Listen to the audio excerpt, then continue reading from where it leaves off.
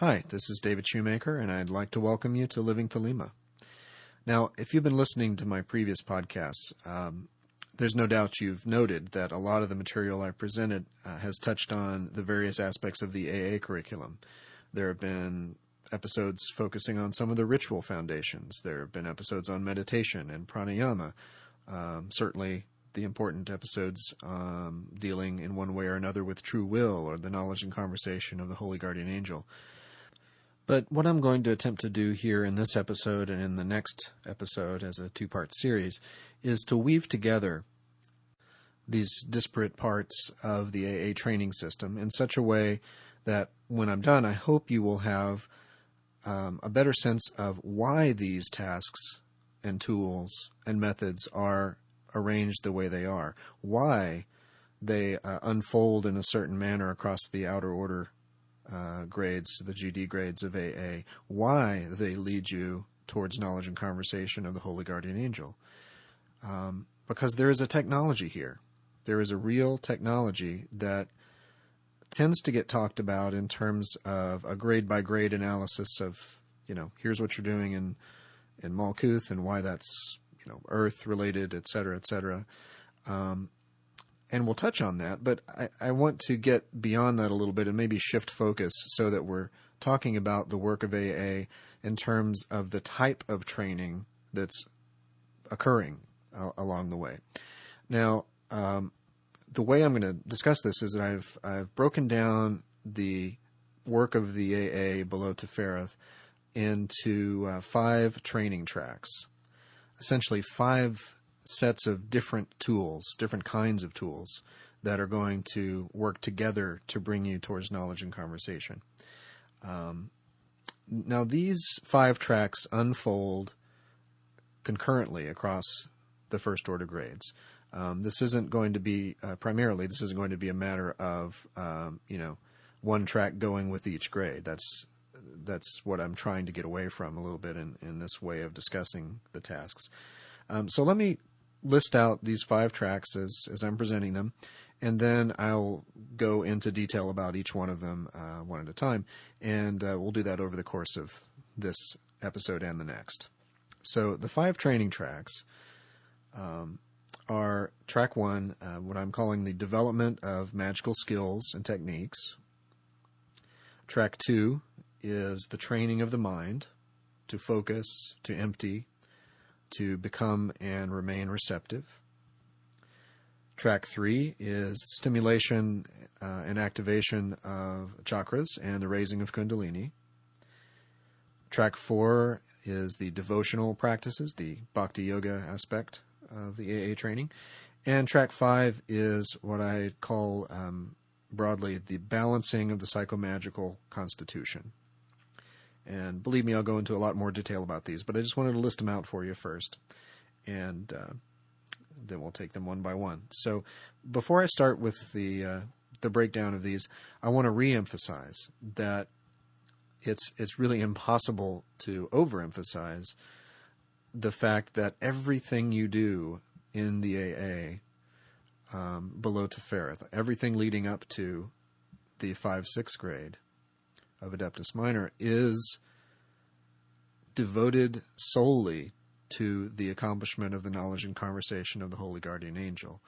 It is so easy to get distracted from this because of the diverse nature of all the tasks that are assigned, because of the many traditions that are woven together, because of everyone's individual predilections and biases and favorite things to do.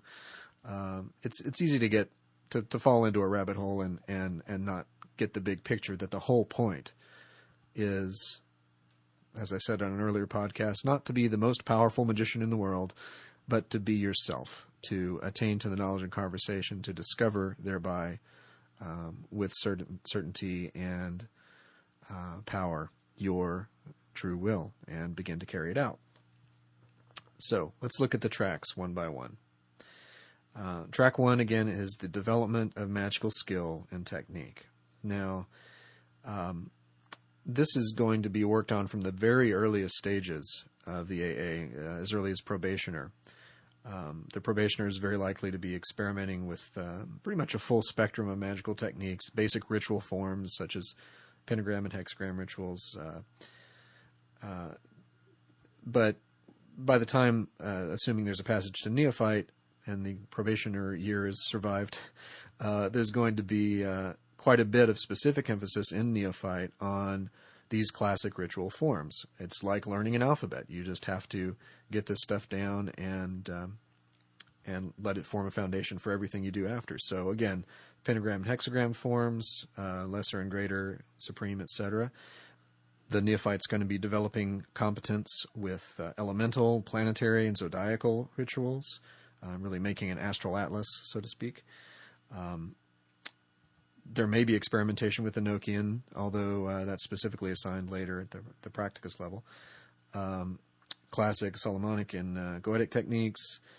Now, as you may know, what's essentially happening here by design, in terms of the way Crowley set up the system, is that much of the traditional instruction that would have occurred in the Golden Dawn Second Order is being handed to the neophyte pretty much right out of the gate, with only the preparation of probationer behind them. So, these skills are really drilled in from the very beginning of the system. But why?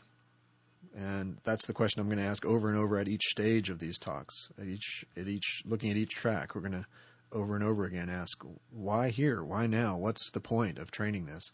It may not be immediately obvious why knowing how to do a pentagram or hexagram ritual correctly, or any of these other techniques is necessarily at all related to the knowledge and conversation. Well, think about it this way. If you can't design a ritual to effectively bring in just a fundamental aspect of nature, like a particular element or a particular planetary influence, if you can't competently design and execute a ritual like that, and to make yourself an adequate vessel for the invocation and channeling and direction of a particular force that is as foundational as one of these that I've listed here, how in the world can you design the biggest ritual of your life, the ultimate ritual of invocation of your own holy guardian angel, if you don't have down these basics?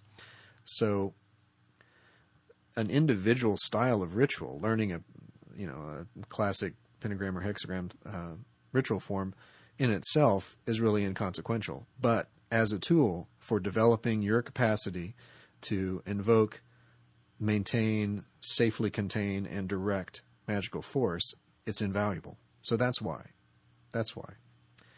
And of course, all these physical rituals, have a Malkuth correspondence as well. Now, also at neophyte, this is still track 1 in terms of the development of magical skills and techniques. Also at neophyte, we have the aspirant tested on mastery of the astral plane. Essentially, some scrying techniques, being tested with an unknown symbol, and proving that you have developed adequate facility with the body of light in order to have sensitivity to these astral realms. Now, why? Well, as I've touched on a couple places, your ability to speak the language of symbol, which is the nature of the astral world, the nature of mind itself, is directly related to your building capacity to receive consciously the impulses and communications from the Holy Guardian Angel. While initially in the path of the aspirant, these impulses will likely be more or less subconscious, speaking through dreams and intuition and intuitive flashes of various kinds. The more consciously you can speak and understand this language, the closer you are drawing near towards conscious communication with the angel at will, which is pretty much the definition of knowledge and conversation. So that's the continuing work of track 1 at Neophyte in terms of the astral plane, and that's why it's there. Now the practicus moves on to do some work with divination. Again, why? What's the point of this? How is divination at all connected to knowledge and conversation? So you can effectively get a reading from a tarot deck or the I Ching. So what? What does that do? Well, think about what divination is. Divination is, again, a form of you tuning in the conscious mind to receive subtle impressions from a set of symbols. And I reiterate, if you can't sit down with a set of simple universal symbols like the tarot or the I Ching and get something meaningful out of it, how can you possibly hope to tune into the very, very subtle impressions that will be coming to you at this stage of training from the Holy Guardian Angel? How can you build that kind of radar with that level of sensitivity if you can't do something more fundamental and basic, just like reading a tarot reading? So that's why you build the capacity of the conscious mind to be receptive to subtle impressions from subconsciousness and from symbol sets. The Philosophus begins to work and should master evocation and working with talismans. Okay, why? How is this leading towards knowledge and conversation? Well, evocation, think about what evocation is. Evocation is the ability to externalize magical force particularized to a specific type of energy that is of your choosing. A particular spirit that you want to appear in a triangle is going to be a condensation, a manifestation, an externalization of a specific idea, force, concept. Whether you see it as psychological or whether you see it as an actual external entity, you've still got to have something concrete in front of you that you're interacting with. Now this is strengthening the muscles that will allow you to interact most compellingly and vibrantly and effectively with the Holy Guardian Angel when the time is right. I'm not saying that the nature of knowledge and conversation will be exactly the same as if you're just talking to a spirit of, your average goetic spirit that you've evoked into a triangle. But I am saying that the muscles that are trained by perfecting the skills of evocation will be directly applicable to the eventual knowledge and conversation working. Furthermore, talismans are here to be worked with for a very specific reason related to knowledge and conversation, and that is related to the nature of a talisman. This is a physical object that is imbued with a specific force of your determination. If you can competently design and consecrate a talisman so that you have become a channel of a specific force into a specific object that can hold that power and be of use to you, well, there's a muscle that's going to be useful with knowledge and conversation, because what are you if not a talisman of the force of your angel? Your entire life, your very being, not just your physical body, but your very ongoing living process is a talisman of the nature of your angel, of the voice of your angel, which is your true will. So if you can't imbue a talisman with a specific force, like, hey, I want to make a Mercury talisman, if you can't do that, how can you possibly make your entire being consciously a talisman of the influence of your angel? So again, it's here for a reason. These training tools are not just a grab bag of classical techniques. So that's track 1, the development of magical skills and techniques. And I think you can see from the way I've talked through these that they really do each contribute something very specific towards knowledge and conversation. These muscles are being developed in a very planful way in this system. So let's move on to track 2, which is the training of the mind to focus, to empty, to become and remain receptive. You might add to expand to that list. Now, here's another set of tasks that's very likely to be experimented with from the beginning, from probationer. While you can pretty much pick whatever you like as a probationer, it's very common to, and important, I think, to have some exposure to the basics of asana and dharana concentration practices. And dharana is what I want to focus on here, that even the probationer is beginning to develop skill in stilling the mind, focusing the mind, allowing the mind to become and remain receptive to the subtle impressions through reflective meditations, where you might be honing your skill at deepening your understanding of important Thelemic concepts, study of holy books, trying to deepen and broaden your mind's ability to grasp these subtle ideas.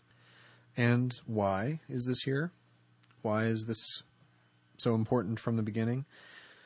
Well, perhaps this one's pretty self-evident. If you can't get your mind to be quiet, if you can't still the flurry of everyday thought and allow your mind to become receptive to subtle impulses, for something as simple as meditating on a verse from the Book of the Law or attempting to hold your concentration on a red triangle, if you can't do that, how can you possibly get your mind to be still enough and free from workaday concerns and all of that for the ultimate meditation on the knowledge and conversation? It's an essential muscle, and it's got to be there. The practices of meditation continue, of course, across the GD grades, climaxing with Dominus Luminous. This happens in stages, but as I've touched on before, you have Liber Turis, for example, practiced in the Practicus and Philosophus grades. That's the one where you're practicing the destruction of thought at its point of origin in the brain. Liber Yod for the Dominus Luminous is literally bringing everything to a point, the Yod point, the point of single-minded, focused intensity. And, of course, all of this is here in these grades as you're sort of rounding the bend up to Ferreth across the Philosophus grade. All of this is here and entirely consistent with the aim of the Dominus Luminous, to harmonize all that has gone before, to aim with one-pointedness to the knowledge and conversation of the Holy Guardian Angel. And again, fairly self-evident, if you can't get your mind to focus without distraction on a single point, if you can't bring all of yourself, all that you have found yourself to be, to a point, like as Crowley describes in one place or another, the idea of the additive nature of the vectors of force coming together, and instead of all of these disparate forces kind of aiming out in 12 different directions, you've got all that you are aimed in one direction. That's the essential nature of the Dominus Luminous grade, and the muscles of accomplishing that are trained by these practices here in Track 2, the training of the mind. Finally, also in Track 2, we have the practices of Liber Jugorum, and these are control practices, control of thought, word, and deed, essentially. The Practicus is attempting to control speech, the Philosophus action, and the Dominus Luminous thought. If you can't control your speech in your everyday physical life on the planet, can you make the most perfect invocation for your angel? No. If you can't control action in your everyday life, simple, mundane life, can you control your action in making the perfect ritual to invoke your angel? No. if you can't control thought in your everyday life, if you can't keep yourself away from a particular kind of thought or draw yourself toward another kind of thought in everyday life, can you, at that supreme moment of focus, direct all that attention one-pointedly to the Holy Guardian Angel? No. So the control practices of Liber Jugorum are more essential muscles here. Okay, so that's track 2, the training of the mind. And I'm going to stop here for this episode and continue with the other 3 tracks on the next episode. That'll be the stimulation of the chakras and the raising of Kundalini, the devotional practices, and the balancing of the psychomagical constitution. That'll take us up through knowledge and conversation. And then at that point, I'm going to attempt to describe the path of the adept across the RC grades in terms of what they do with that knowledge of true will, how that path is walked, how the life is transformed, how consciousness is transformed across the RC grades, and up to the attainment of the 8=3 grade of Magister Templi. So hopefully that will be a little carrot for you to come back next month and hear part 2. I hope you've enjoyed some of the discussion today. As always, if you have any questions or comments, I'd love to hear them at livingthelema@me.com for email, or on the Facebook page of Living Thelema. Also, please visit livingthelema.com for resources and my bio if you're interested. Thanks very much for listening. We'll talk to you next time.